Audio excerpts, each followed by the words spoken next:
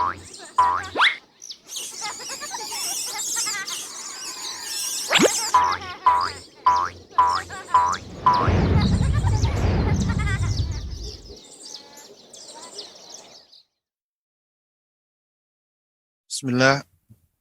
Assalamualaikum warahmatullahi wabarakatuh. Innal hamdalillah nahmaduhu wa nasta'inuhu wa nastaghfiruh wa na'udzu billahi min shururi anfusina wa min sayyiati a'malina. May yahdihillahu fahuwal muhtad wa may yudlil falan tajida lahu waliyyan mursyida. Asyhadu an la ilaha illallah wahdahu la syarika lah wa asyhadu anna Muhammadan abduhu wa rasuluh la nabiyya ba'dahu amma ba'd. Fa in asdaqal kalami kalamullah wa khairal hadi hadi Muhammadin sallallahu alaihi wa ala alihi wasallam wa syarrul umuri muhdatsatuha wa kullu muhdatsatin bid'ah wa kullu bid'atin dhalalah wa kullu dhalalatin finnar amma ba'du. Pemirsa Rasyad TV dan juga para hadirin yang mengikuti kajian kita pada pagi hari ini, baik di YouTube, Instagram, atau platform yang lainnya. Alhamdulillah kita bersyukur kepada Allah Azza wa Jalla, di mana di pagi hari ini kita diperkenankan Allah Subhanahu wa Ta'ala untuk melanjutkan kembali kajian rutin kita bersama dengan Rasyad TV ya, salah satu channel TV dakwah yang mengajak kepada dakwah sunnah insyaallah ta'ala. Dan di pagi hari ini kita akan melanjutkan kajian kita membahas tarbiyatul aulad fi dhawil kitabi wa sunnah, mendidik anak ya, tarbiyatul aulad ala minhajin nubuwah, mendidik anak di atas manhaj kenabian, karya dari Fadilatul Syekh Muhammad Said Ruslan hafizahullahu ta'ala. Di pertemuan yang lalu kita sudah membahas tentang tarbiyatul tifli alal ibadah, mendidik anak di atas ibadah. Insyaallah ta'ala di pagi hari ini kita akan melanjutkan di bab berikutnya, yaitu tarbiyatul tifli ala hubbi ta'allumil ulumi syar'iyyati. Tarbiyatul tifli ala hubbi ta'allumi al-ulumi syar'iyyati, mendidik anak agar mencintai belajar ilmu-ilmu syar'i. Ya. Baik, jamaah sekalian yang dimuliakan Allah Subhanahu wa Ta'ala. Ya. Allah Subhanahu wa Ta'ala mengkaruniakan kepada anak-anak kita kemampuan, alat-alat dan instrumen untuk bisa menyerap pengetahuan atau ilmu. Secara asal, anak kita diciptakan Allah Subhanahu wa Ta'ala dalam keadaan tidak berilmu. Kita semua diciptakan dalam keadaan tidak memiliki ilmu, alias jahil. Ya. Kita tidak membawa pengetahuan. Ya, sebagaimana Allah terangkan di dalam surat An-Nahl ayat 78, Allah Subhanahu wa Ta'ala berfirman, "Wallahu akhrajakum min butuni ummahatikum la ta'lamuna syai'ah." Dialah Allah Subhanahu wa Ta'ala yang mengeluarkan kalian dari rahim-rahim ibu-ibu kalian dalam keadaan kalian tidak punya pengetahuan sedikit pun. Dalam keadaan kalian bodoh, nggak punya ilmu sedikit pun. Tapi Allah berikan kita instrumen, alat untuk bisa mendapatkan ilmu. Di dalam lanjutan ayat Allah mengatakan, "Wa ja'ala lakumus sam'a wal absar wal af'idah." Dan Allah karuniakan kepadamu pendengaran, penglihatan, dan pemahaman. Ini adalah indera yang disebutkan di dalam Al-Quran secara berurutan dan merupakan instrumen untuk mendapatkan ilmu. Ulama kita menyebutkan ini sebagai adawatul ta'allumi. Ya, alat untuk mendapatkan ilmu, alat untuk belajar. Dan subhanallah, siapa yang mempelajari dan menelaah, mengamati dan mengobservasi setelah dan juga meneliti ya tentang perkembangan anak manusia, niscaya dia akan dapati perkembangan manusia sebagaimana yang telah Allah terangkan. Yang berkembang pertama kali adalah indera pendengarannya. Baru kemudian yang menuju kepada kesempurnaan yaitu dengan indera penglihatannya. Baru kemudian setelah itu diiringi dengan pemahaman. Ya, Allah berikan ini semua tujuannya apa? La'allakum tashkurun, agar kalian bersyukur kepada Allah Subhanahu wa taala. Jadi tugas kita di dalam pendidikan anak diantaranya adalah mengajari mereka ilmu, pengetahuan yang bermanfaat, terutama yang paling bermanfaat untuk akhiratnya dan dunianya. Itulah ulumus syar'iyyah, ilmu syar'i, ilmu yang berasal dari Allah Azza wa Jalla di dalam kitabnya Al-Quran dan juga disampaikan dengan lisan Rasulnya, Nabi kita yang kita cintai Muhammad bin Abdullah sallallahu alaihi wa ala alihi wasallam. Ketika Allah Azza wa Jalla berfirman di dalam surat At-Tahrim ayat 6, Allah Subhanahu wa taala berfirman, "Ya ayyuhalladzina amanu qu anfusakum wa ahlikum nar." Wahai orang-orang yang beriman, jagalah dirimu dan keluargamu dari siksa neraka. Ya, Sayyiduna Ali bin Abi Thalib radhiyallahu taala anhu ketika beliau menerangkan tentang wa ahlikum dan keluargamu, ay addibuhum wa allimuhum. Maksudnya yaitu addibuhum, ajarkan mereka adab. Wa allimuhum, dan ajarkan mereka ilmu. Berarti mengajarkan adab dan ilmu adalah ya di antara cara kita untuk menjaga dan memelihara anak kita dari neraka. Baik.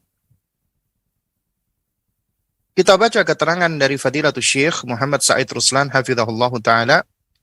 Ya qala al-muallifu hafizahullah, beliau berkata, "Inna minal huquqi allati tata'allaqu bil abna'i."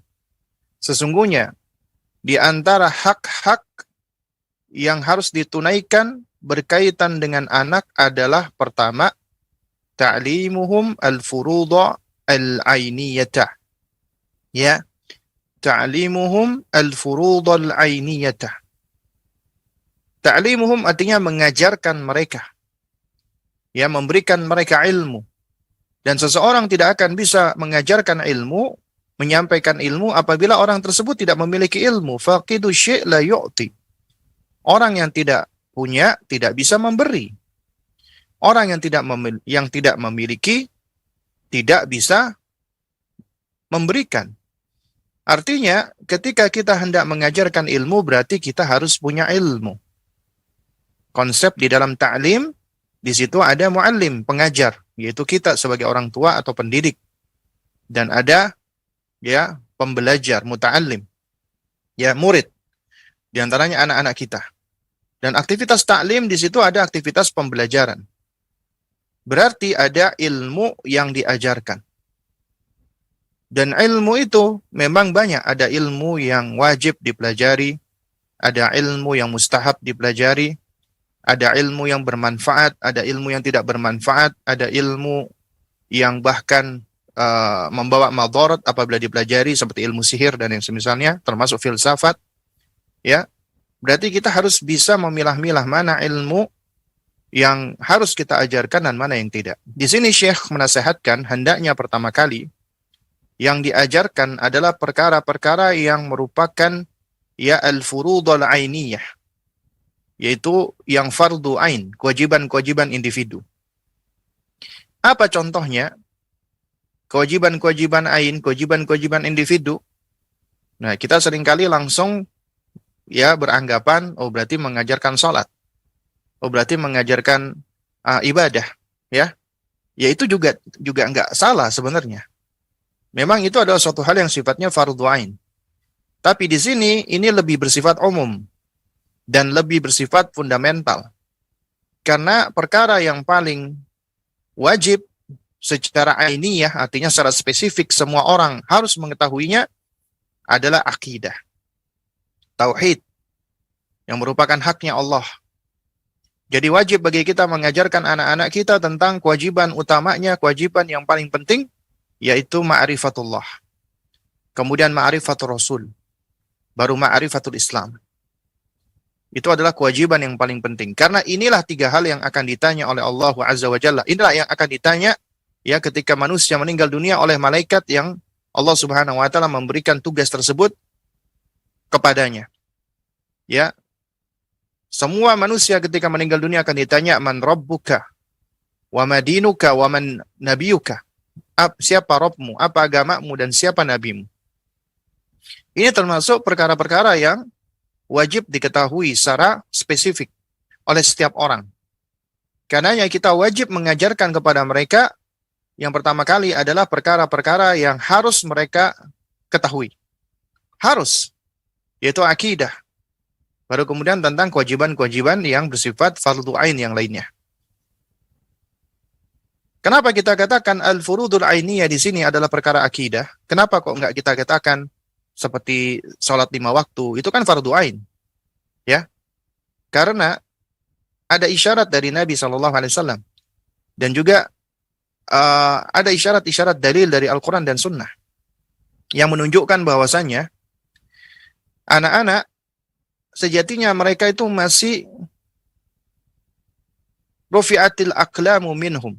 Terangkat pena dari mereka. Artinya mereka belum berdosa.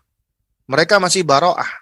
Mereka masih belum mendapatkan taklif atau beban syariat. Yang mana apabila mereka meninggalkan taklif tersebut, mereka masih belum berdosa. Ya. Jadi ketika mereka tidak sholat, mereka belum puasa, atau misalnya mereka melakukan maksiat, dosa untuk orang dewasa, tapi tidak dosa bagi mereka.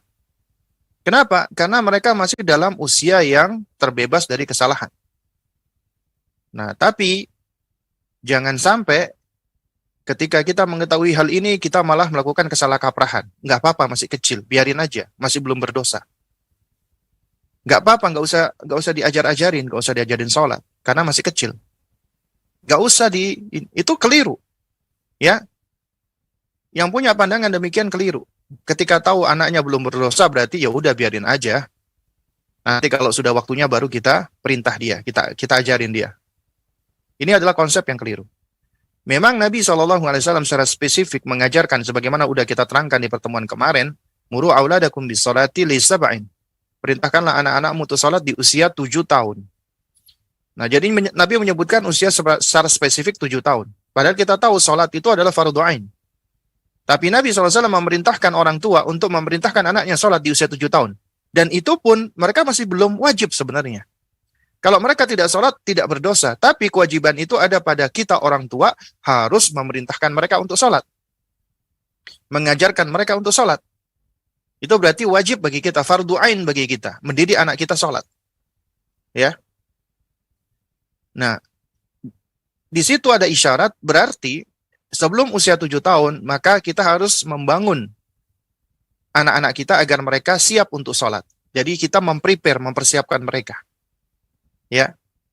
Karenanya, preparasi yang harus kita siapkan itu adalah pendidikan hati, pendidikan akidah, pendidikan keimanan. Karenanya mendidik anak tentang keimanan itu adalah suatu hal yang harus dikedepankan dan harus didahulukan. Dan itu sifatnya fardhu ain. Wajib secara ain untuk diketahui dan dipelajari oleh setiap manusia. Ya. Nah, jadi kewajiban kita yang pertama adalah ta'limuhum al-furudul ainiyah, mengajarkan mereka tentang perkara-perkara yang wajib diketahui. Itu tugas kita sebagai orang tua, bukan tugasnya orang lain. Perkara-perkara fundamental itu menjadi kewajiban orang tua. Kenapa? Karena orang tua yang Allah berikan amanat anak tersebut kepada mereka. Jadi Allah Subhanahu wa ta'ala ketika mengkaruniakan anak kepada hambanya, itu berarti Allah Subhanahu wa ta'ala sudah mempersiapkan orang tua tersebut sanggup untuk mendidiknya. Sehingga tidak layak bagi orang tua itu mewakilkan atau menitipkan, kecuali apabila ada udzur syar'i yang dibenarkan, dan Allah yang lebih tahu, dan Allah Maha Adil. Ya. Artinya secara asal, anak-anak tersebut menjadi kewajiban masing-masing orang tua untuk mengajarkan hal-hal yang paling mendasar, paling fundamental, terutama akidah dan tauhid. Sehingga wajib bagi setiap orang tua harus mengetahui tentang ilmu yang paling penting tersebut, yaitu akidah dan tauhid. Karena bagaimana orang tua bisa mengajarkan akidah yang benar apabila mereka belum berilmu? Ya, padahal Allah berfirman, ku anfusakum, jagalah dirimu. Pertama kali yang harus kita pelihara sebelum anak kita, keluarga kita, adalah diri kita. Dengan cara kita terus belajar, menuntut ilmu. Ya. Jadi ta'limuhum al-furudul ainiyah, itu yang pertama. Yang kedua kata Syekh, ta'dibuhum bil adabi syar'iyyah. Ya, ta'dibuhum yaitu didik mereka dengan adab-adab syar'i. Jadi kita ta'dib, kita disiplinkan mereka. Kita biasakan mereka dengan adab-adab yang syar'i. Dan metode para salafun as-salih, ya, dan ini adalah metode yang banyak hilang dari kita kaum muslimin, tapi malah dipraktekkan oleh sebagian orang-orang kufar. Ya, ini hilang kebanyakan dari kita. Tapi banyak dipraktekkan oleh orang-orang kafir seperti contohnya orang-orang Jepang. Mereka lebih mengedepankan mengajarkan anak-anaknya itu manners before knowledge. Manners before knowledge. Adab sebelum ilmu. Adab sebelum pengetahuan. Belajar etika dulu, adab dulu sebelum mereka belajar tentang knowledge, pengetahuan. Kita kebanyakan ya dari kaum muslimin itu sudah langsung menggenjot anak-anak kita dengan berbagai macam ilmu diajarin, tapi kita lupa dan lalai berkaitan dengan adab. Padahal adab itu adalah ibaratnya wadah, ya, kita mempersiapkan wadah tersebut sebelum diisi dengan ilmu. Makanya tidak berlebihan apabila dikatakan ya oleh para ulama kita, ulama salaf, bil adabi tafhamul ilmah. Dengan adab engkau akan bisa memahami ilmu. Karena dengan adab itulah ilmu itu akan semakin terjaga dan bermanfaat. Betapa banyak orang yang belajar berilmu tanpa diawali dengan adab, ilmunya itu malah menjadi hujjatul lahum, ya afwan, menjadi hujjatu alaihim, la lahum.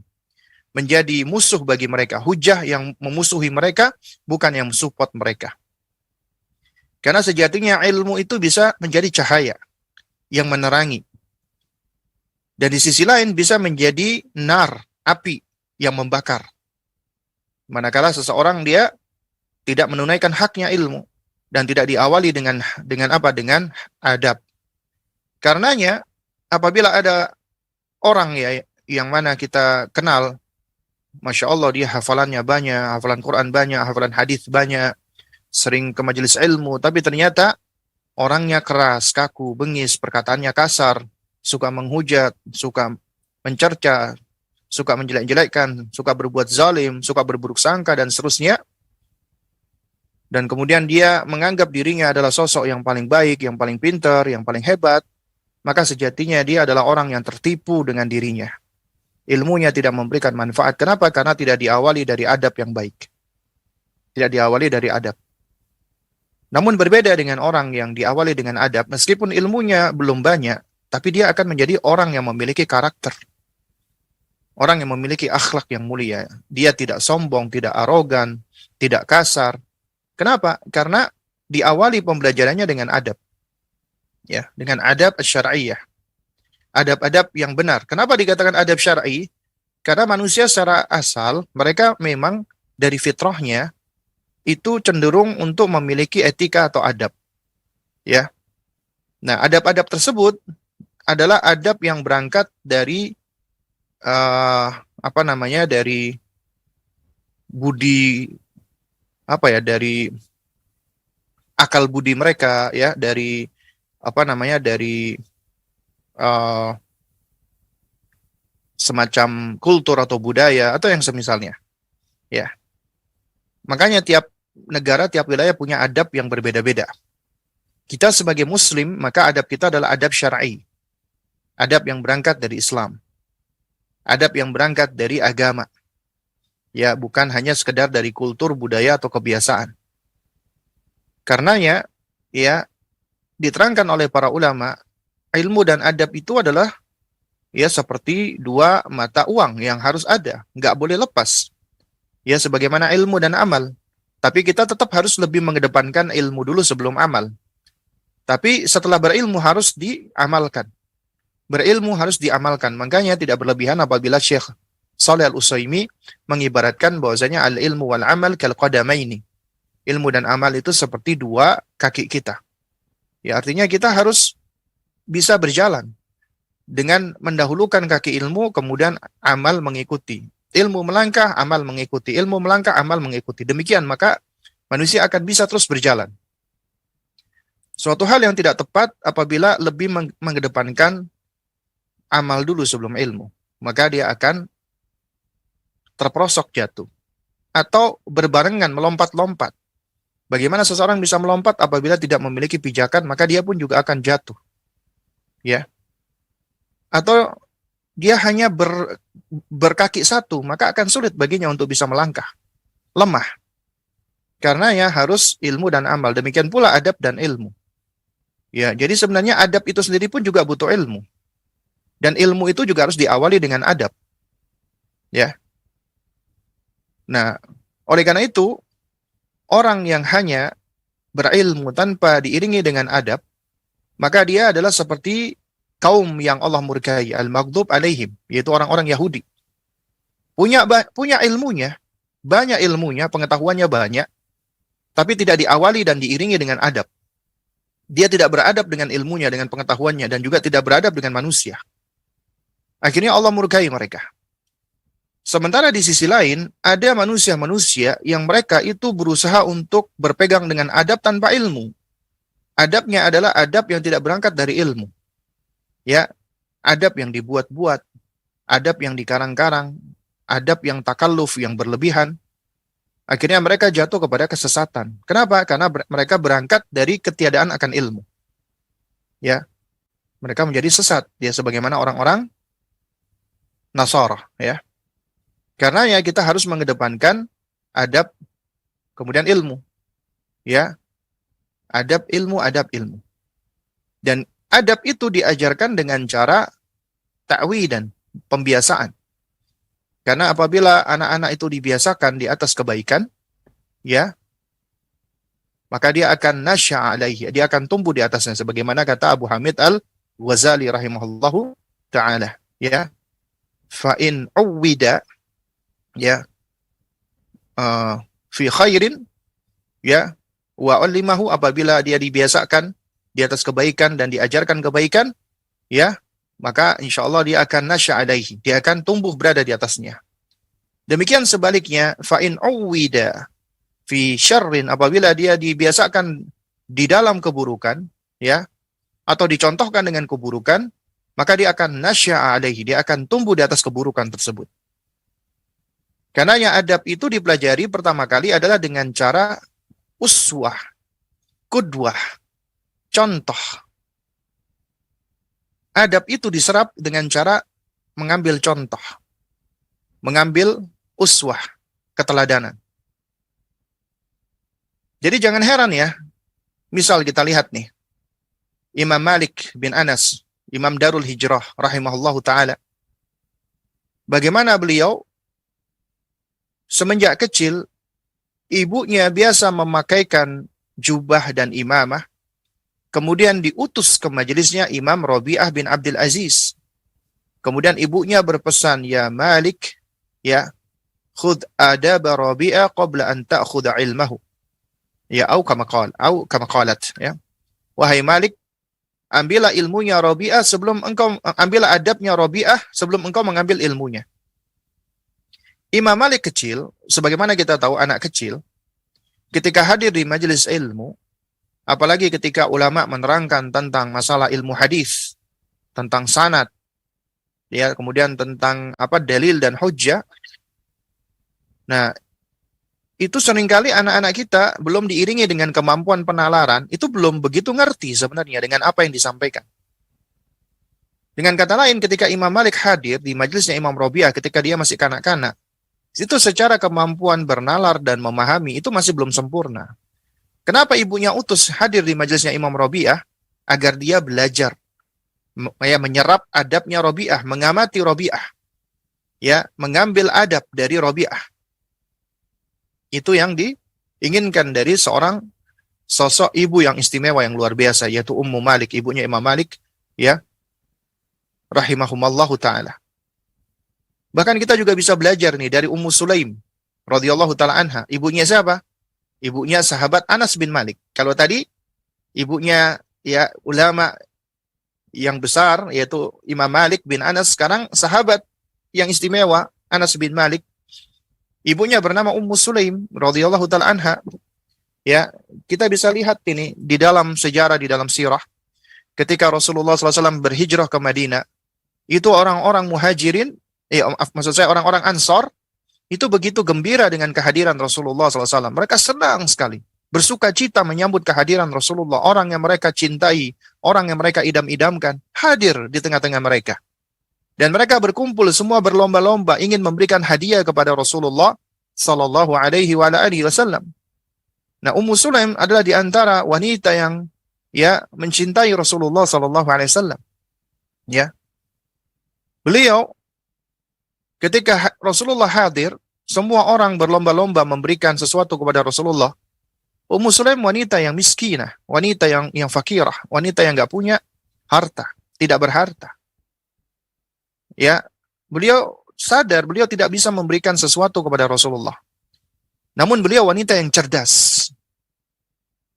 Apa yang beliau lakukan? Beliau menyerahkan anaknya, Malik, Anas maksud saya, Anas bin Malik yang masih kecil, untuk melayani Rasulullah. Menjadi pelayannya Rasulullah. Mungkin kalau di zaman ini ada ibu seperti ini, mungkin ibu ini akan dilaporkan ke Komisi HAM ya. Kalau di zaman ini, ya. Namun, jika yang menjadi majikannya itu adalah Rasulullah, manusia yang terhebat sepanjang masa, maka yang dilakukan oleh ibu ini adalah suatu hal yang luar biasa, berangkat dari kecerdasan. Karena dia tahu anaknya ini akan tinggal melayani manusia yang hebat, dan dia akan mempelajari kehebatan tersebut, mengamati, menyerap kehebatan-kehebatan tersebut. Ini adalah sosok wanita yang istimewa, yang cerdas. Makanya beliau hadiahkan anaknya sebagai khadim, sebagai pelayan Rasulullah. Dan sahabat Anas bin Malik radhiyallahu ta'ala anhu, ketika disebut sebagai khadimur Rasul, pelayannya Rasulullah, beliau bangga luar biasa. Bangga. Kenapa? Karena menjadi pelayan manusia yang terhebat sepanjang masa. Ya, beliau nggak merasa malu. Beliau nggak merasa ini bukanlah profesi yang dianggap hina, ya sebagaimana manusia zaman sekarang menganggap ini adalah profesi yang rendah, menjadi pelayan. Ya. Tapi apabila seorang itu melayani manusia yang hebat, manusia yang luar biasa, maka itu akan menjadi profesi yang juga luar biasa, yang diidam-idamkan oleh banyak manusia. Apalagi ini Anas bin Malik ketika masih kecil, beliau tinggal membersamai Rasulullah. Beliau mengambil adabnya Rasulullah. Beliau menyerap apa yang ada di sekeliling, berupa hal-hal positif dari manusia yang maksum, yaitu Nabi yang mulia alaihi wassalam. Ya, karenanya sahabat Anas mungkin memang sahabat junior. Ketika beliau membersamai Nabi masih anak-anak. Ya, tapi dari anak-anak inilah sahabat Anas itu banyak menyerap tentang adab dan ilmunya Rasulullah. Makanya banyak hadis juga berasal dari Anas, itu mengajarkan tentang bab adab. Ya. Dan masih banyak lagi contoh-contohnya. Secara asal, pengajaran adab itu diawali dengan memberikan contoh. Karena jangan mimpi, jangan naif apabila seseorang ingin anaknya punya adab yang baik, tapi nggak pernah dicontohkan. Karena pembelajaran adab yang efektif adalah dengan cara dia mengambilnya melalui penglihatan, observasi. What they see, they learn. Apa yang mereka lihat, mereka pelajari. Mereka ambil. Ya. Nah, itulah cara ta'dib. Ya. Nah, lalu kemudian penulis berkata, ya, wa yakunu dzalika bi ta'rifihim fadlal ilmi wa talabatihi wal ijtihadi fi ta'limihim al-ulum asy-syar'iyyah. Ya. Nah, wal ijtihadi fi ta'limihim al-ulum syar'iyyah. Ya, kata Syekh Muhammad Said Ruslan hafizahullah taala, wa yakunu dzalika, dan yang demikian ini adalah dengan bita'rifihim, mengajarkan mereka, mengenalkan mereka agar mereka tahu tentang fadlal ilmi wa talabatihi, keutamaan ilmu dan keutamaan menuntut ilmu. Jadi cara agar anak Anda itu semangat untuk belajar, semangat untuk menuntut ilmu, maka jelaskan tentang manfaat ilmu, keutamaan ilmu, kelebihan ilmu, dan juga manfaat dan keutamaan dari menuntut ilmu. Ajarkan bahwasanya ilmu itu sesuatu yang istimewa. Ilmu itu adalah sesuatu yang spesial. Kita ajarkan bahwasanya manusia, misalnya orang tua, ketika meninggal dunia, itu meninggalkan warisan. Harta, rumah, dan yang semisalnya. Ya, dan itu nggak dibawa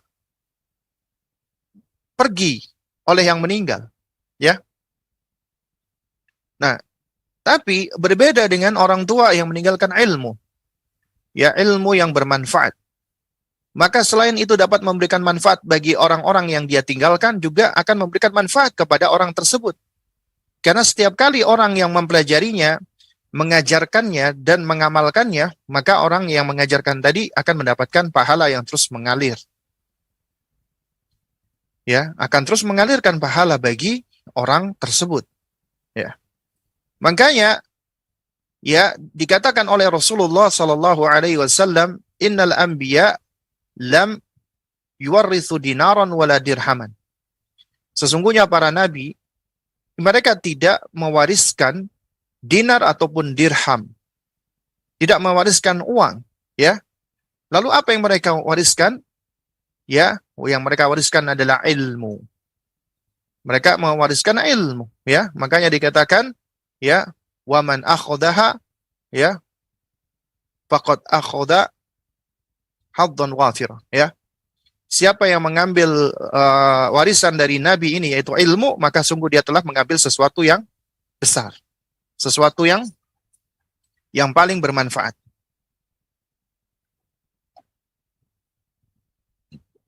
Jadi kita ajarkan tentang keutamaan-keutamaan ilmu. Banyak sekali keutamaan ilmu. Sebelum kita nyuruh anak kita untuk belajar, untuk menuntut ilmu, ya, ajarkan dia tentang keutamaan ilmu. Bahkan juga di antara cara kita untuk menumbuhkan kecintaan mereka terhadap ilmu. Jadi kunci kita untuk mendidik anak kita agar mereka itu semangat belajar, semangat menuntut ilmu, bisa menjadi para penuntut ilmu, maka kita harus tumbuhkan dulu rasa cintanya kepada ilmu. Makanya judulnya di sini oleh Syekh disebutkan Tarbiyatut Tifli ala hubbi ta'allumil ulumi syar'iyyah. Beliau tidak memberikan judul Tarbiyatut Tifli ala ta'allumi, ya, mendidik anak untuk belajar, tidak. Tapi beliau memberikan judul mendidik anak untuk mencintai belajar. Kenapa? Pondasinya yang akan membangun mubadarah atau inisiatif adalah cinta, hub atau mahabbah. Ya. Karena apabila seseorang sudah tumbuh rasa cintanya dengan ilmu, dengan belajar, nggak perlu kita begitu ngoyo, nyuruh-nyuruh dia belajar, dia akan senang, ya, bergumul dengan ilmu, dengan belajar. Karena itu sesuatu yang dia cintai. Karenanya tugas kita, apalagi di usia-usia awal, 7 tahun awal masa kehidupan, adalah tumbuhkan mahabbah, kecintaan anak kita, termasuk mencintai ilmu. Mereka senang dengan ilmu. Mereka terpesona dengan ilmu. Ya, sehingga mereka akan senang dan semangat untuk mencari ilmu. Semangat untuk belajar. Nah, diantaranya dengan cara kita jelaskan tentang keutamaan ilmu. Dan juga diantara kunci agar mereka mencintai ilmu itu sebenarnya kuncinya adalah ma'rifatullah. Mengenalkan mereka tentang Allah, tentang Rabb-nya, dan juga mengenalkan mereka tentang nama-nama dan sifat-sifat Allah agar muncul dan tumbuh rasa cinta mereka kepada Allah terhadap nama-nama dan sifat-sifatnya. Di antaranya, Allah Subhanahu wa Ta'ala memiliki nama Al-Alim. Artinya yang berilmu, yang maha berilmu.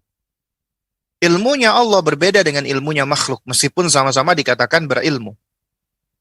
Ada makhluk yang berilmu, ada. Ya. Allah juga berilmu. Ilmunya makhluk berasal dari Allah, Allah yang karuniakan.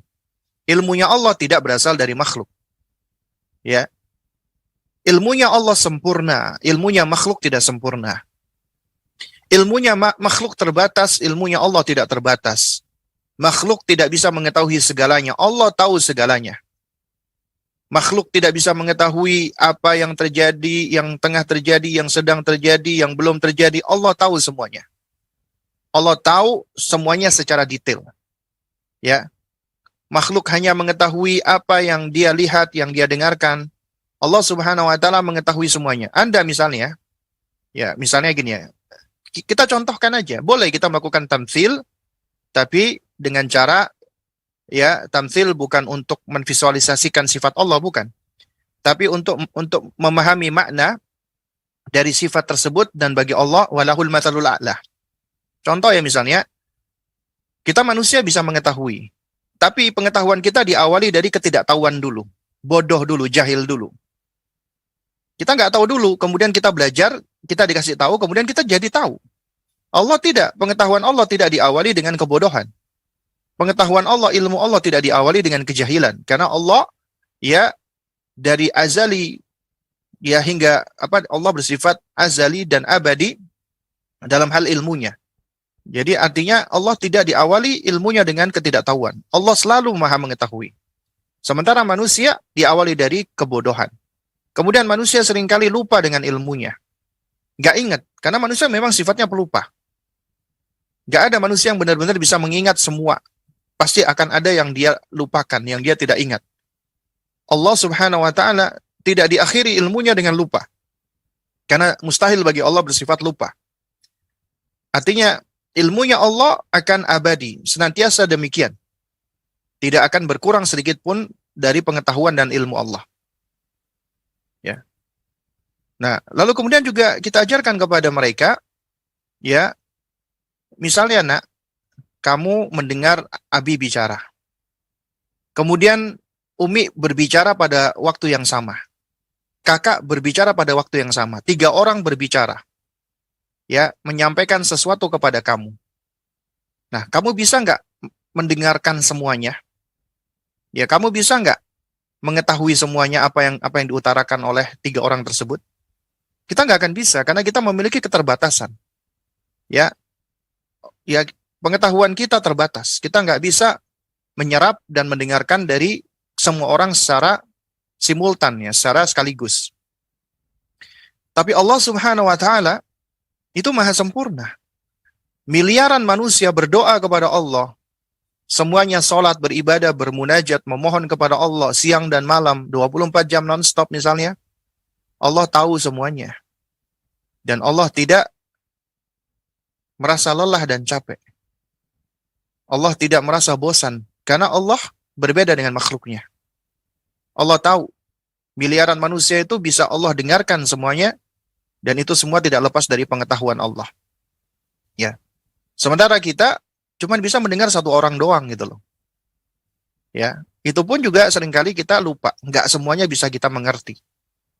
Ya. Tapi Allah, Rabb kita, itu ilmunya maha sempurna. Ya. Dan kemudian kita ajarkan juga di antara konsekuensi ketika kita mempelajari tentang nama-nama dan sifat-sifat Allah. Nama Allah pasti mengandung sifat. Dan sifat Allah pasti mengandung makna. Ya. Dan maknanya itu sesuatu yang bisa dipahami. Dan sifat tersebut berbeda dengan makhluknya, tidak sama. Ya. Nggak sama dengan makhluknya. Nah, di antara konsekuensi nama Allah, Allah Al-Alim, Allah Maha berilmu, berarti Allah memiliki ilmu yang luas, yang sempurna. Ilmunya Allah tidak diawali dengan kejahilan dan tidak diakhiri dengan lupa. Dan Allah subhanahu wa ta'ala, karena Allah maha berilmu, maka Allah mengkaruniakan ilmu kepada siapa saja yang Allah kehendaki. Dan Allah mencintai ilmu, dan Allah mencintai orang-orang yang berilmu, ahli ilmu. Artinya di antara konsekuensi nama Allah Al-Alim, Allah mencintai ilmu. Karena ilmu adalah bagian dari sifatnya. Dan Allah mencintainya. Dan Allah mencintai orang-orang yang juga berilmu. Ya, orang-orang yang memiliki ilmu dan berusaha untuk menuntut ilmu. Ya. Nah, jadi kita ajarkan bahwasanya nak, ketika kita belajar, kita menuntut ilmu, Allah mencintai kita. Allah mencintai ilmu dan Allah mencintai orang-orang yang belajar menuntut ilmu. Jadi tujuan kita belajar, menuntut ilmu, adalah agar Allah sayang dengan kita, adalah agar Allah cinta dengan kita. Karena apabila Allah sayang dan cinta dengan kita, kita akan ditempatkan oleh Allah di tempat yang dekat dengannya. Ya. Nah, jadi di antara pondasinya adalah demikian. Ya. Nah. Jadi kata Syekh di sini, wa yakunu dzalika bi ta'rifihim fadlal ilmi wa talabatihi. Yang demikian ini diajarkan dengan mengenalkan mereka tentang keutamaan ilmu dan keutamaan menuntut ilmu. Banyak dalilnya, banyak hadisnya. Ya, dari Al-Quran dan dari hadis Nabi. Wal ijtihadi fi ta'limihim. Dan kemudian kita bersungguh-sungguh di dalam mengajari mereka. Bukan sekedar ngajarin, tapi ijtihad, bersungguh-sungguh. Yang namanya bersungguh-sungguh berarti itu butuh effort, butuh usaha, butuh upaya yang berulang-ulang, ya, tikroran wa istimroran.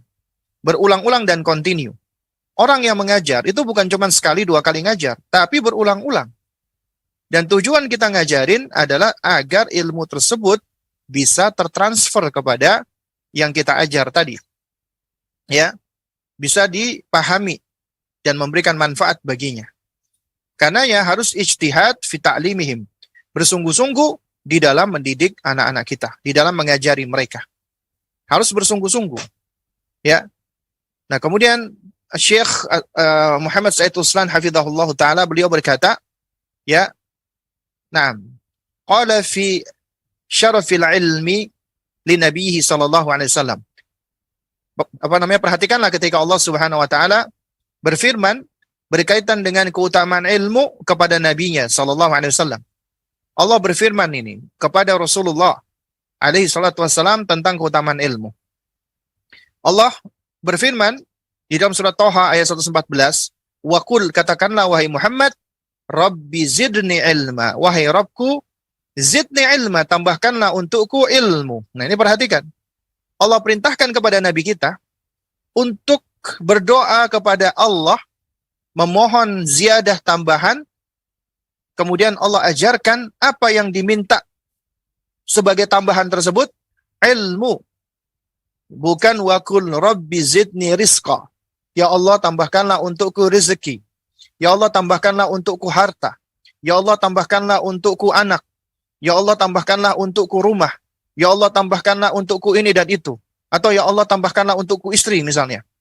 Bukan itu. Ya. Bukan itu yang diajarkan Allah kepada Nabi kita SAW untuk agar beliau berdoa meminta kepada Allah ziyadah tambahan. Tapi apa yang Allah ajarkan? Untuk menambahkan ilmu. Rabbi zidni ilma. Ya Allah, tambahkanlah untukku ilmu. Ini menunjukkan apa? Tentang pentingnya ilmu itu. Makanya Allah perintahkan Nabi kita untuk berdoa meminta tambahan ilmu, bukan tambahan selainnya. Ya. Ilmu yang diminta untuk ditambah. Ya. Nah, oleh karena itu Syekh mengatakan, "Falau kana syai'un asyrafa minal ilmi la amara Allah Ta'ala nabiyahu sallallahu alaihi wasallam an yas'alahu al-mazida minhu kama amara an yastazidahu minal ilmi." Kata Syekh, apabila ada sesuatu yang lebih mulia, lebih istimewa, lebih utama daripada ilmu, niscaya Allah Subhanahu wa taala akan memerintahkan nabinya sallallahu alaihi wasallam untuk meminta tambahan tersebut darinya. Sebagaimana Allah perintahkan beliau untuk untuk meminta ya tambahan ilmu. Maksudnya, kata Syekh, dari ayat ini, kalau sekiranya ada yang lebih utama dari ilmu, maka Allah nggak akan meminta Rasulnya untuk meminta tambahan ilmu. Ya, kalau ada yang lebih utama daripada ilmu. Ya, ini menunjukkan bahwasanya tidak ada yang lebih utama daripada ilmu untuk dipinta kepada Allah Subhanahu wa taala, ya, sebagai tambahan atau ziyadah. Wa qala ta'ala, Allah Subhanahu wa taala juga berfirman, "Qul," katakanlah wahai Muhammad, "hal yastawil ladzina ya'lamuna wal ladzina la ya'lamun?"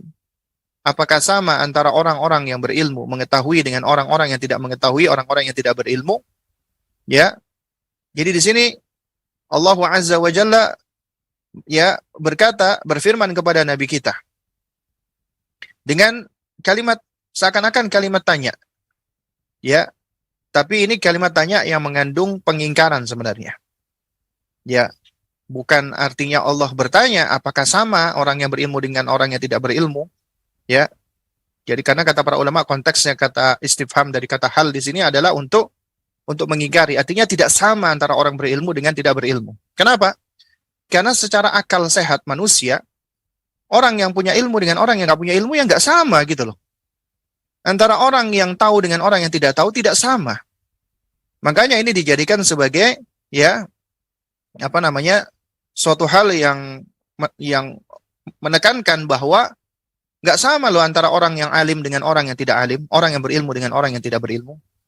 Makanya dikatakan hal yastawil ladzina ya'lamuna wal ladzina la ya'lamun, ya. Maknanya adalah apakah sama antara orang yang mengetahui dengan orang yang tidak mengetahui? Tentunya tidak sama. Makanya Allah akhiri dengan dengan firman-Nya innama yatadzakkaru ulul albab. Sesungguhnya hanya orang-orang yang berakal saja yang dapat mengambil pelajaran. Menunjukkan bahwasanya cuman orang-orang yang punya akal aja yang mau mengambil pelajaran. Bahwasanya nggak sama loh antara orang berilmu dengan orang yang tidak berilmu. Ya. Karena untuk orang-orang yang berilmu, Allah mengangkat baginya ya derajatnya. Kemudian kata penulis, beliau mengutipkan hadis Nabi SAW, qala Rasulullah SAW, man yuridillahu bihi khairan yufaqihu fid din. Man, siapa yang yuridillahu bihi khairan, Allah menghendaki baginya kebaikan, yufaqihu fid din, maka Allah akan jadikan dia faqih, faham tentang urusan agamanya. Maknanya adalah, ya apabila Allah menghendaki kebaikan pada seseorang, maka Allah akan jadikan orang itu ngerti tentang urusan agamanya. Berarti mafhum mukhalafa, pemahaman keterbalikannya adalah, ini adalah konsekuensi logisnya, apabila Allah tidak menghendaki kebaikan pada hamba, maka Allah jadikan dia nggak mau belajar agama, nggak ngerti tentang agamanya. Dan memang demikian kenyataannya, orang yang nggak ngerti agama, biasanya dia akan membawa kerusakan demi kerusakan. Orang yang nggak ngerti tentang Islam yang benar, maka yang ada dia akan membawa keburukan demi keburukan. Tapi orang yang dia ngerti agamanya, ngerti tentang Islam yang benar, dan dia praktekkan, dan dia ajarkan, maka itu akan membawa kebaikan bagi umat manusia. Karena Islam itu rahmatan lil alamin. Ya, sehingga orang yang dia memahami agamanya, itu adalah tanda kebaikan dari Allah. Allah menginginkan kebaikan baginya, padanya. Di sisi lain, orang yang nggak ngerti tentang agamanya, agama Islam, dia nggak ngerti, maka dia akan mendapatkan keburukan demi keburukan. Dan itu berarti tanda Allah tidak menghendaki kebaikan baginya. Jadi kalau Anda ingin menjadi orang-orang yang Allah kehendaki kebaikan, maka belajar menuntut ilmu. Maka Allah akan jadikan Anda faqih, paham tentang urusan agama Anda. Itu keutamaan ilmu. Qala sallallahu alaihi wasallam, ya. Rasulullah SAW bersabda, ya, dinukilkan kembali oleh penulis, ya, man salaka tariqan yaltamisu fihi ilman sahalallahu lahu bihi tariqan ilal jannah. Ya, man salaka, siapa yang melakukan perjalanan atau menempuh perjalanan, tariqan, ya. Jadi dia keluar menempuh suatu perjalanan. Dan orang ketika menempuh perjalanan kan punya niat macam-macam, ya, punya tendensi, tujuan yang berbeda-beda. Ada yang ketika dia melakukan perjalanan untuk makan, untuk rekreasi, untuk bersua dengan teman, ya, atau bahkan ada yang melakukan kemaksiatan tujuannya. Artinya orang ketika keluar ke rumah, melakukan perjalanan, itu punya niat yang berbeda-beda. Nah, tapi siapa yang niatnya yaltamisu fihi ilman, yaltamisu artinya dia beriltimas untuk memperoleh, ya, fihi di dalam perjalanannya itu ilman, ilmu. Jadi di dalam perjalanannya dia ingin supaya mendapatkan pengetahuan, mendapatkan ilmu, tentunya ilmu yang bermanfaat, dan tidak ada ilmu yang bermanfaat melebihi daripada ilmu syar'i, ilmu agama. Ya. Maka apa yang Allah akan berikan, sebagaimana kata Nabi, sahhalallahu lahu tariqan ilal jannah. Allah akan berikan kemudahan, atau Allah akan mudahkan dia. Ya. Sahhalallahu lahu, Allah akan mudahkan dia. Tariqan, baginya jalan ilal jannah, menuju ke surga. Sekarang kita di dunia ini, ya jamaah sekalian, itu ibaratnya musafir. Sebagaimana kata Ibnul Qayyim rahimahullahu ta'ala, ya, bahwasanya inna nasa mundu khuliqu, sesungguhnya manusia semenjak diciptakan oleh Allah, ya, kemudian dilahirkan di muka bumi ini, lam yazalu musafir. Statusnya itu nggak lepas dari musafir. Artinya ketika kita itu dilahirkan di muka bumi ini, kita tuh statusnya musafir. Ya. Dan tidaklah akhir dari perjalanan kita kecuali imma ilal jannah atau ilal nar, kecuali menuju kepada dua destinasi, surga atau neraka. Udah, cuman itu doang. Kita hendak menuju kemana ini? Surga atau neraka? Allah menciptakan surga dan neraka di akhirat. Ya. Tapi jalan-jalan menuju ke surga dan di neraka itu penentunya di dunia ini. Artinya kita di dunia ini yang menentukan apakah kita akan menuju ke surga ataukah kita menuju ke neraka.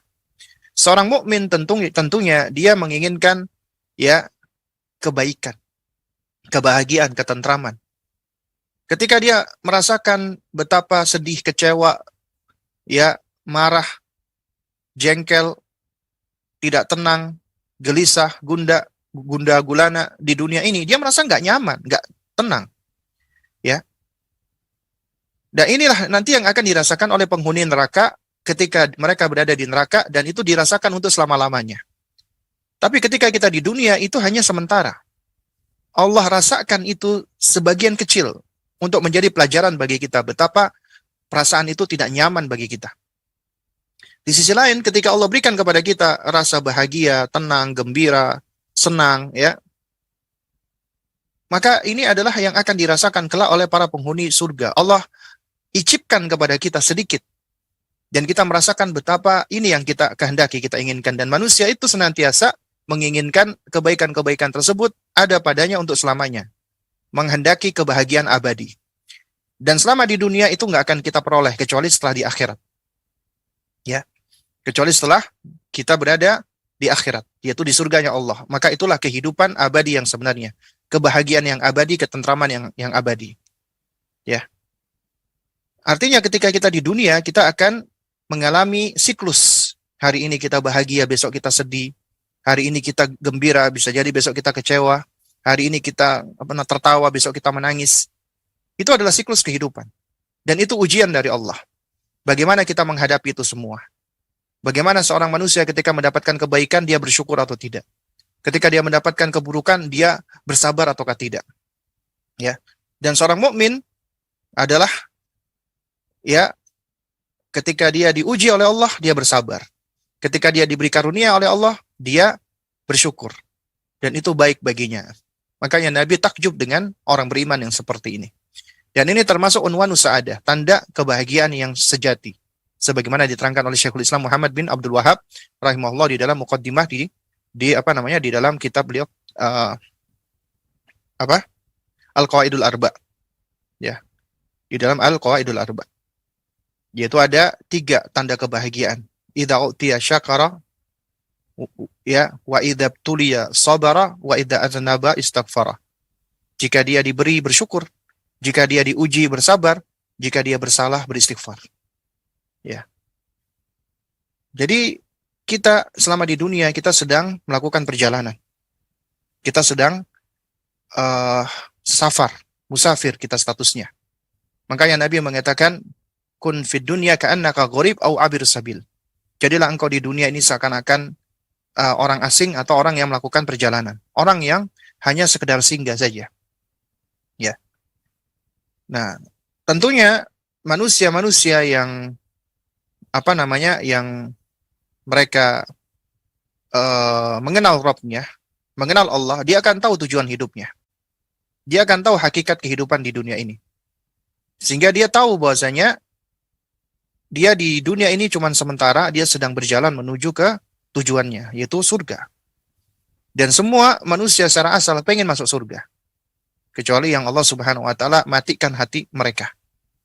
Dan di antara jalan kita agar bisa menempuh ke surga adalah dengan menuntut ilmu. Maka Allah akan mudahkan bagi kita jalan menuju kepada surga itu. Sebagaimana kata Nabi tadi, man salaka tariqan yaltamisu fihi ilman, sahalallahu lahu bihi tariqan ilal jannah. Siapa yang menempuh perjalanan ya untuk mencari ilmu, maka Allah akan mudahkan baginya jalan menuju ke surga. Nah, baik, jemaah sekalian dimuliakan Allah Subhanahu wa taala, ya ini adalah di antara hal-hal penting. Insyaallah kita cukupkan di sini ya karena sudah pukul 10. Nanti di pertemuan berikutnya kita lanjutkan dengan masih lanjutan di bab ini, yaitu mengajarkan anak agar mencintai para ulama. Jadi yang kita pelajari ini adalah mencintai ilmu, ya agar mereka mencintai ilmu. Di pertemuan berikutnya kita akan membahas tentang agar mereka mencintai ulama. Itu juga suatu hal yang tidak terpisahkan dari ya proses pembelajaran. Karena ilmu yang menyampaikan adalah ulama. Sehingga bagaimana seseorang dia bisa mencintai ilmu apabila dia tidak mencintai ulama. Ya. Nah, sehingga penting bagi kita juga untuk mengajarkan agar mereka mencintai ahli ilmu. Baik, mungkin ini yang dapat saya sampaikan. Jika sekiranya ada pertanyaan yang masuk, nah, coba sepertinya udah ada pertanyaan yang masuk ya. Saya sedang mencari sekolah dasar untuk anak saya. Adakah tips-tips memilih sekolah, Ustadz? Syukran. Nah, jadi yang pertama, untuk memilih sekolah, yang harus kita jawab dulu adalah apa tujuan kita menyekolahkan anak kita. Ini kembali kepada mindset kita.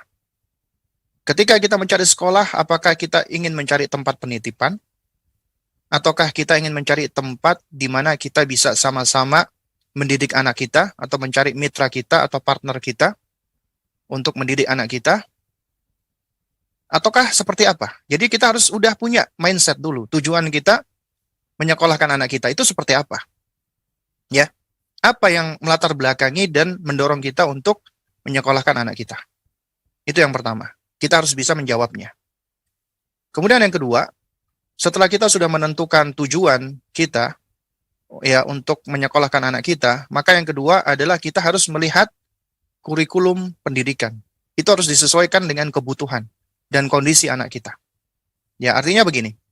Tiap sekolah itu punya kurikulum yang berbeda-beda. Punya pendekatan yang berbeda-beda. Ya, maka kita pun juga harus melihat kurikulum tersebut. Sebagaimana kurikulum punya pendekatan yang berbeda-beda, maka demikian pula anak kita juga punya tipikal karakter sifat yang berbeda-beda. Kita sebagai orang tua harus mengenal itu. Ya. Jadi kita carikan tempat belajar bagi mereka yang sesuai dengan kebutuhannya. Karena di sekolah itu kan ada yang namanya SD, misalnya ada yang full day school, ada yang lebih menekankan kepada tahfidnya, ada yang lebih menekankan kepada pengembangan karakternya. Kemudian ada juga yang bersifat seperti sekolah alam, ada homeschooling, ada PKBM, ya. Kemudian ada yang formal. Ya, intinya itu semua memang kembali kepada tujuan, kemudian kita kembalikan kepada kondisi anak kita, ya. Kebutuhan mereka agar kita bisa memberikan pendidikan dengan kurikulum yang sesuai dengan kondisi anak kita atau kebutuhan anak kita. Nah, kemudian yang ketiga, ya, kita perlu melihat pengelola sekolah. Bagaimana pengelola sekolah tersebut? Apakah orang yang fikoh tidak, yang kredibel tidak? Ya, terutama kita perlu lihat dari pengajarnya, akidahnya bagaimana, manhajnya bagaimana, lurus atau tidak. Ya, ini perkara-perkara yang penting. Kenapa? Karena dikatakan dinus sobi ala dini muallimi. Ya, agamanya anak-anak itu bergantung dengan agama muallimnya, pendidiknya atau pengajarnya. Karenanya jangan sampai kita mencari guru malah yang dapat membawa kerusakan bagi anak kita. Ya, jadi kita perlu untuk melihat profil-profilnya dari pengajarnya dan seterusnya. Nah, kemudian yang keempat, kita perlu juga lihat tentang tentang sekolah itu, lingkungannya, jaraknya, fasilitasnya, ya. Itu juga suatu hal yang patut untuk kita pertimbangkan. Misalnya Anda mencari sekolah tapi sekolahnya jauh, ya, anak kita malah lelah karena harus melakukan perjalanan yang jauh, itu malah jadinya kurang efektif, ya. Lalu kemudian juga tentang kondisi sekolah, fasilitasnya, ya. Itu juga hal-hal yang juga perlu untuk kita pertimbangkan. Nah, termasuk juga biaya. Ya, biaya. Jadi jangan sampai kita jadi membebani diri lantaran karena kita hanya ingin menyekolahkan anak kita di sekolah yang kita anggap baik, ya, berlabel sunnah, kita terlalu over ekspektasi, padahal tidak ada sekolah sempurna. Kemudian akhirnya kita pun jatuh kepada over ekspektasi, kita sampai berhutang sana, berhutang sini, tapi ternyata hasilnya tidak sebagaimana yang kita ekspektasikan. Yang terjadi kita malah kecewa. Bahkan kita bisa jadi malah marah, dan seringkali orang tua seperti ini itu yang disalahkan adalah sekolahnya. Ya, padahal di awal dia sudah jatuh ke dalam beberapa kekeliruan, ya. Ketika dia mengawali dengan terlalu over ekspektasi misalnya, atau terlalu takalluf sampai hutang sana, hutang sini. Ya. Nah, ini di antara poin-poin penting yang perlu untuk kita perhatikan. Ya, jadi nasihat saya adalah ketika Anda sudah tahu ya apa tujuan Anda untuk menyekolahkan anak Anda, dan kemudian Anda kepingin sekolah yang seperti apa, karena kan model sekolah banyak. Nggak mesti yang namanya sekolah itu harus sekolah formal, ya. Karena bisa juga orang tua mungkin mampu untuk membersamai anak, mendidiknya. Misalnya orang tua ikut PKBM atau homeschooling atau yang semisalnya, ya. Jadi kita kembalikan kepada apa yang paling kita kita kita inginkan dan kita butuhkan. Maksud saya melihat kebutuhan anak kita gitu loh, ya. Maka itu tentunya menjadi pijakan kita untuk bisa menentukan atau mencari sekolah. Nah, wallahu a'lam bishawab. Apakah ada tips-tips di dalam mencari sekolah yang dimana sekarang ini kebanyakan sekolah lebih mengedepankan hafalan daripada penguatan tauhid dan adab-adab syukron, Ustaz? Ya, jadi kurang lebih hampir sama tadi yang saya sampaikan ya. Sebenarnya begini ya, tiap anak itu punya keunikan masing-masing. Tiap anak itu punya bakat, ya, bakat. Bakat anak itu nggak sama, berbeda-beda. Makanya kita hindarkan melakukan pendekatan di dalam mendidik anak kita dengan membanding-bandingkan anak, mengcompare anak. Ya, karena tiap anak itu unik, punya kelebihan dan kekurangan masing-masing. Tugas kita orang tua adalah kenali kelebihan-kelebihan itu, keunikan-keunikan itu. Jangan fokus kepada kekurangannya. Jangan membanding-bandingkan dan menuntut anak kita ya dengan dibandingkan kepada orang lain. Ya. Karena itu seringkali malah dampaknya kurang baik di dalam perkembangan anak kita berikutnya. Ya. Nah, oleh karena itu kita harus berusaha untuk mencari tahu dan menggali bakat anak kita. Ada anak-anak yang Allah berikan kemampuan menghafal yang luar biasa. Ya, kemampuan hafalan yang luar biasa. Ketika dia ditalkin, ditasmi sekali dua kali dia hafal, berarti ini punya kelebihan. Maka kita arahkan dia sesuai dengan kelebihannya. Maka di antara yang baik ketika kita masukkan dia ke sekolah tahfidz ya. Tapi tentunya kita harus sudah lihat ya profil sekolahan dan seterusnya. Nah, tapi tetap meskipun dia berbakat menghafal, kalau tidak kita awali dengan al-imanu qoblal Qur'an, iman dulu sebelum Qur'an, dan juga menumbuhkan cintanya kepada Al-Quran, maka itu juga menjadi suatu hal yang seringkali tidak baik ya. Karenanya harus diawali juga dengan menumbuhkan cintanya dia dengan Al-Quran. Karena bakat itu secara asal kan kemampuan bawaan yang Allah karuniakan kepada hamba.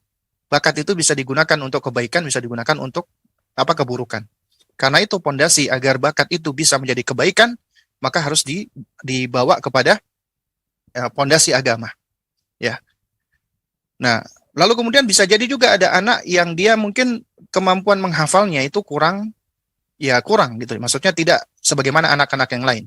Tapi orang tuanya Masya Allah. Orang tuanya sadar setiap anak punya potensi. Kita yakin setiap anak punya potensi, punya kelebihan. Ya. Maksud saya itu punya kemampuan untuk menguasai sesuatu. Meskipun tiap anak beda-beda ya, tingkat atau level dia bisa menguasai. Kadang-kadang ada yang cepat, ada yang lama, yang lambat. Nah, dan potensi ini sesuatu yang bisa diasah. Al-Quran Allah turunkan itu mudah sebenarnya untuk bisa dipelajari dan dihafalkan. Ya. Makanya apabila ada anak-anak yang mungkin dia kemampuan hafalnya kurang, tapi dia senang karena sudah tumbuh cintanya kepada Al-Quran, maka kita juga bisa memfasilitasi dia. Tapi cari sekolah-sekolah yang tidak begitu ketat di dalam menentukan target-target hafalan. Yang penting dia enjoy. Makanya seharusnya sekolah-sekolah tahfidz itu ya, itu tidak hanya fokus melihat kepada pencapaian atau target hafalan, tidak hanya fokus kepada kuantitas. Tapi juga perlu untuk melihat sejauh mana ya Al-Qur'an itu mempengaruhi karakter anak kita, akhlak anak kita, ya termasuk akidah anak kita. Itu yang paling penting. Bukan hanya sekedar hafalannya. Ya. Karena kalau hanya sekedar hafalan atau kuantitas, maka sejatinya ya itu tidak menjadi jaminan akan kesolehan. Karena bisa jadi loh ada orang kafir itu menghafal Al-Qur'an, mungkin. Ya, sebagian orientalis itu juga di antara mereka menghafal Al-Quran, padahal mereka kafir. Bahkan ahlul bidah wal ahwa juga mereka menghafalkan Al-Quran. Ya, di antaranya Khawarij, yang Nabi SAW itu memperingatkan mereka. dengan begitu tegasnya dan kerasnya. Nabi sampai mengatakan mereka kilabun nar, anjing-anjing neraka. Ya, tapi ketika Nabi menjelaskan tentang bagaimana mereka, itu Nabi bersabda kepada sahabat Nabi, ya, Nabi mengatakan engkau akan merasakan bahwasanya ibadahmu dibandingkan mereka itu gak ada apa-apanya. Ya, karena ya di dalam sebuah hadis yang hasan, ya, dihasankan oleh Syekh Al-Albani rahimahullah, Nabi pernah mengatakan inna aksara ya munafiki min ummati qurra'uha. Sesungguhnya kebanyakan orang-orang munafik dari umatku adalah para qurra, para pembaca Al-Qur'an. Jadi termasuk para penghafal Al-Qur'an. Ya. Jadi jangan fokus hanya kepada kuantitasnya saja. Dan juga idealnya, bahkan bukan ideal ya, seharusnya ketika manusia mempelajari Al-Qur'an, Al-Qur'an itu kan huda, petunjuk, cahaya. Dan termasuk zikrullah. Seharusnya akan membuahkan ketenangan, kedamaian, ketentraman.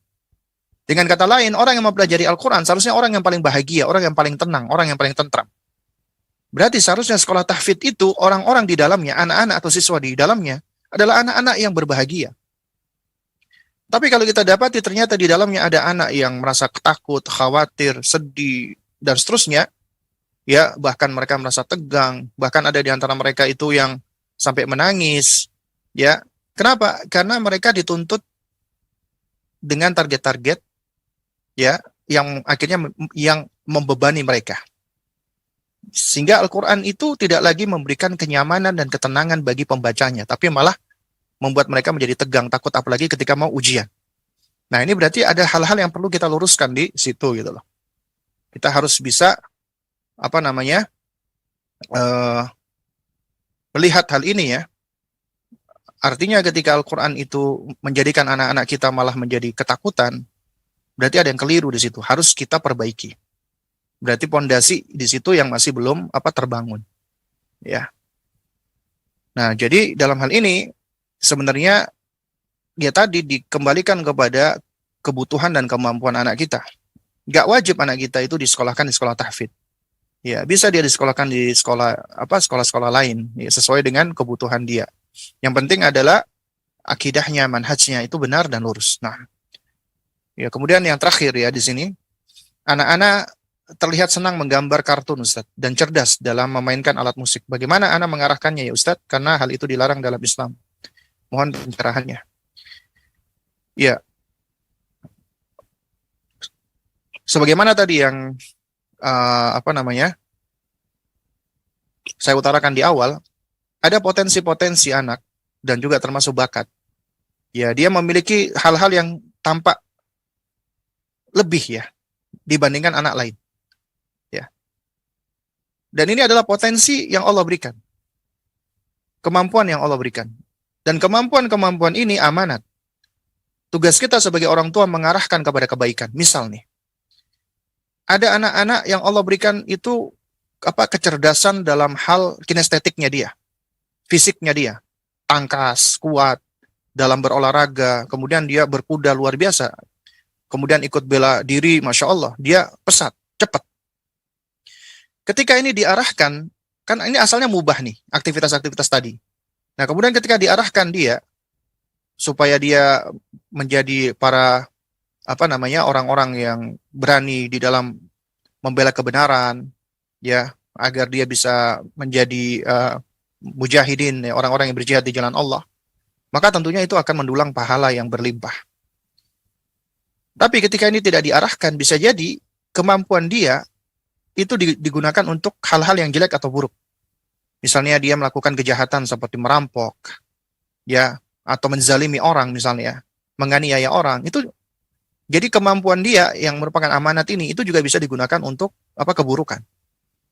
Misalnya ada juga orang atau anak yang memiliki kemampuan berbahasa yang luar biasa, kemampuan retorikanya, kemampuan berbahasanya, ya, kemampuan dia untuk bisa menyampaikan dengan diksi-diksi yang luar biasa, yang penuh dengan prosa yang indah misalnya, ya. Apabila dia diarahkan misalnya ke arah yang positif, ya, dalam rangka untuk membela Islam, maka itu bisa menjadi pahala bagi dia dan juga bagi orang tua dan pendidiknya. Namun apabila dia tidak diarahkan, bisa jadi dia malah menjadi orang yang akan menghancurkan Islam. Dia memusuhi Islam. Jadi kan dulu juga ada penyair-penyair yang mereka menjelekkan Islam dengan syairnya. Dan juga ada sahabat-sahabat yang ahli syair itu membantah mereka dengan syair-syairnya. Karena ada orang-orang yang Allah berikan kecerdasan berbahasa seperti ini. Ya. Juga ada yang Allah berikan suara yang merdu, suara yang indah. Ya. Artinya ketika dia misalnya dia mendendangkan sesuatu itu indah. Ya. Nah, ini bisa diarahkan misalnya untuk apa? Untuk dia misalnya baterai habis ya. Misalnya untuk ketika membaca Al-Qur'an dengan indah gitu ya. Dengan tartil, dengan keindahan suaranya, itu suatu hal yang bagus dan dan insya Allah juga bisa mendulang pahala. Ya.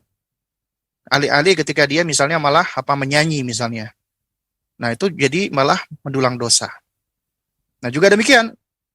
Ya, ketika ada anak misalnya dia dikatakan cerdas di dalam memainkan alat musik, ya. Yang menjadi pertanyaan adalah siapa yang memfasilitasi dia bisa bermain alat musik, ya. Dan ini memang bagian ujian dari Allah Subhanahu wa taala. Ya. Kenapa? Karena Allah Subhanahu wa taala dan Rasulullah SAW ketika melarang sesuatu, pasti di dalamnya itu ada keburukan. Ada kejelekan. Ya. Karena yang agama itu tidak semerta-merta itu hanya diputuskan dengan akal. Kadang-kadang ada orang mengatakan, kenapa sih musik kok nggak boleh, nggak masuk akal? Kenapa isbal itu diharamkan, kok nggak masuk akal? Akalnya siapa dulu gitu loh? Akalnya manusia itu berbeda-beda. Ya mungkin menurut Anda nggak masuk akal, tapi menurut yang lain itu bisa jadi masuk akal. Karena ya standar kita bukan masuk akal atau nggak masuk akal. Tapi standar kita adalah bagaimana akal kita tunduk dengan wahyu. Tunduk dengan Al-Quran dan Sunnah. Karena Allah yang menciptakan akal kita, Allah yang menentukan ya semacam ada buku manual bagi kita, ya pedoman bagi kita, yaitu Al-Quran, agar kita bisa berpedoman dengannya, agar akal kita bisa kita gunakan sebagaimana mestinya. Ya, karena itu apabila itu sifatnya hal-hal yang memang ada dalil yang menunjukkan keharamannya, ya kita nggak boleh, kita jauhkan dia dari hal tersebut. Ya. Adapun misalnya anak kita cerdas untuk bikin kartun, ya berarti dia punya kelebihan ini dalam hal gambar dan yang semisal. Maka kita arahkan ke hal-hal yang sifatnya mubah. Ya, ketika dia misalnya bagus di dalam membuat ilustrasi misalnya, boleh-boleh saja, tapi tetap kita berikan batasan-batasan misalnya, ya jangan sampai dia menggambar makhluk hidup utuh, dan mungkin bisa kita arahkan dia misalnya bisa menggambar ilustrasi untuk buku-buku atau desain dan yang semisalnya. Asalnya mubah boleh, tapi jauhkan apabila itu berkaitan dengan hal-hal yang sifatnya haram. Ya. Nah, baik, mungkin ini yang bisa disampaikan untuk kesempatan kita di pagi hari ini ya. Insya Allah nanti ada pertanyaan-pertanyaan berikutnya bisa ditanyakan di pertemuan berikutnya. Ya kurang lebihnya saya mohon maaf apabila ada hal-hal yang kurang berkenan atau yang salah, yang keliru. Ya tentunya itu datang dari diri saya pribadi. Dan yang benar, yang hak tentunya datangnya dari Allah Azza wa Jalla. Mudah-mudahan yang sedikit ini bisa memberikan manfaat. Kita tutup dengan doa kafaratul majelis. Subhanakallahumma wa bihamdik. Asyhadu an la ilaha illa anta astaghfiruka wa atubu ilaik. Assalamualaikum warahmatullahi wabarakatuh.